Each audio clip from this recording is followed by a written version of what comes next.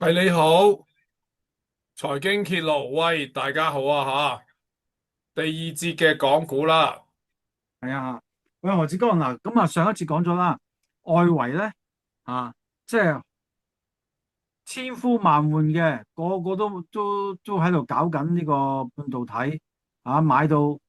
即係行到去邊度，佢都個個都喺度講話買緊 Samsung 嘅股票啊，海力士啊咁樣啊，咁啊就爆，咁啊跌到阿媽都認唔到咁啊好影響成個場。咁而撞啱咧，A 股亦都係調整，而個 A 股嘅調整咧就好健康嘅，我睇見即係我想佢跌低啲我至買啦，得唔得啊？就唔係好跌到，而家都仲係咁但係個別股份，當然 A 股個別股份咧個波動唔細嘅，即係好似啲電力股啊咁樣，A 股嗰邊都跌到趴街嘅嗱，咁另外翻嚟香港咧，我哋香港有個特點就係我哋有堆即係半新股，又係 AI 嘅玩又係好啱潮流嘅玩呢個，即係好似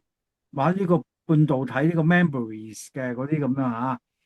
咁所以咧就即係好多財演咧都提咗噶啦，7月咧就係半新股要排隊，因為半新股咧嗰啲嘅股票咧有部分嘅大股東咧係賺好多噶啦，係需要減持嘅。咁佢哋有個期，有個禁售期嘅。咁嗰個期就係到啦，7月到啦何志剛唔該望一望下邊嗰張。咁呢個係經濟日報講啦，港股7月迎呢個解禁潮嘅高峰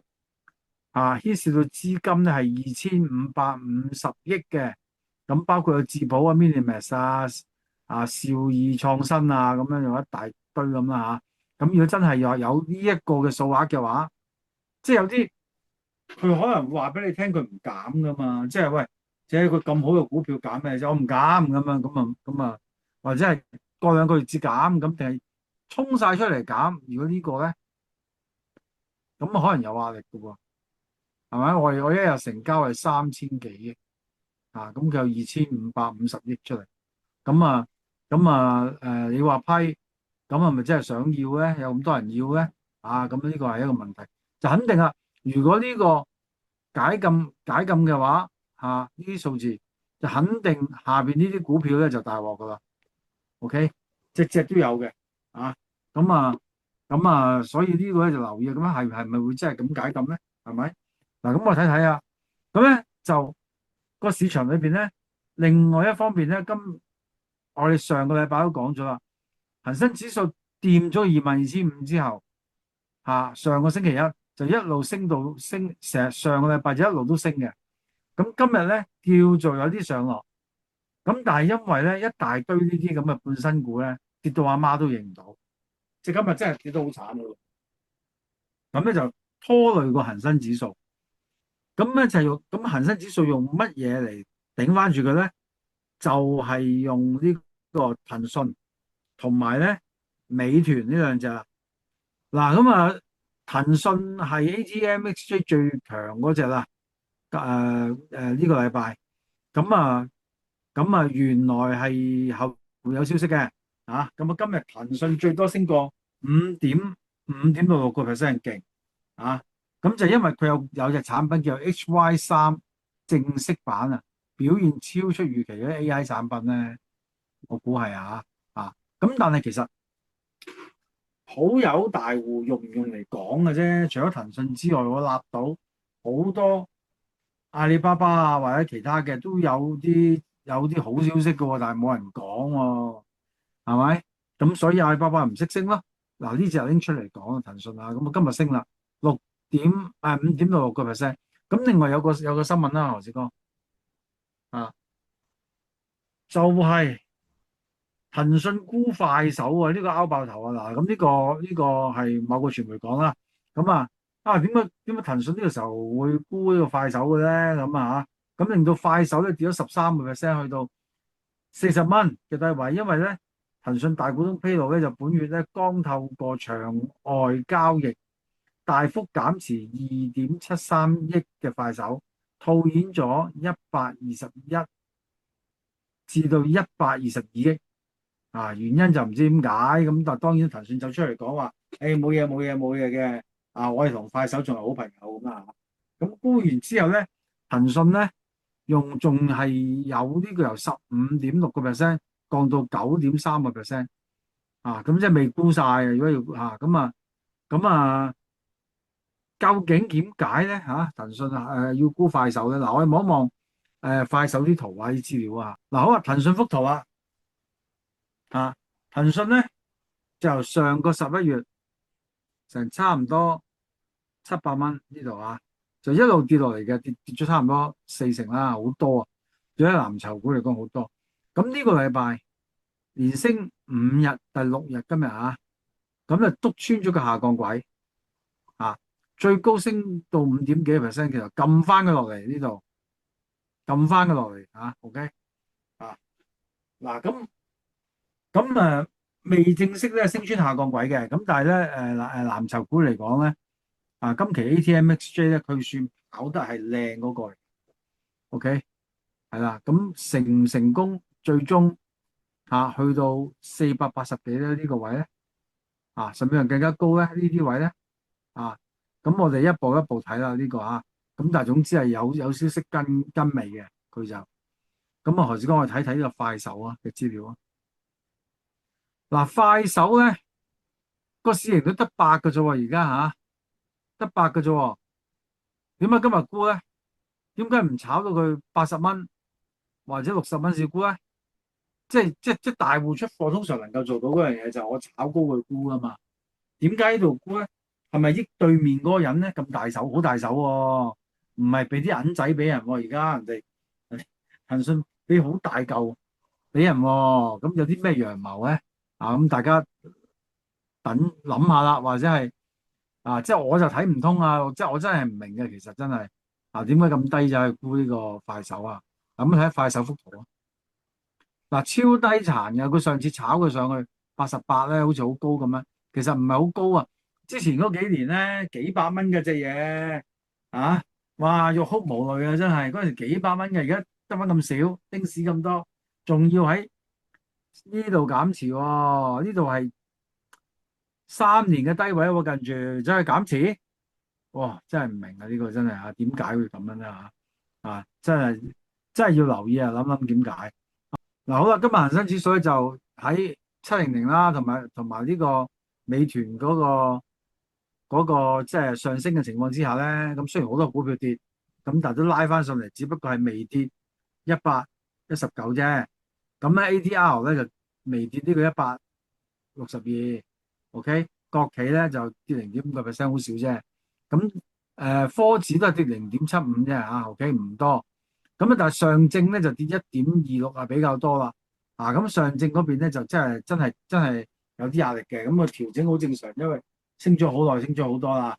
唔調多啲我冇機會買喎。何志剛今日拉落去啦。嗱，好似見到人壽咧跌4.1%，你見啦，即係其實算其實多嘅啲國企股呢啲咁嘅跌幅好似股災咁快手跌12%啦。嗱，兆易創新就係嗰啲半新股啦，12%咁咧嗱，長飛光纖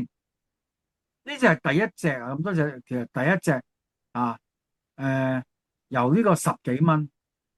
升到300蚊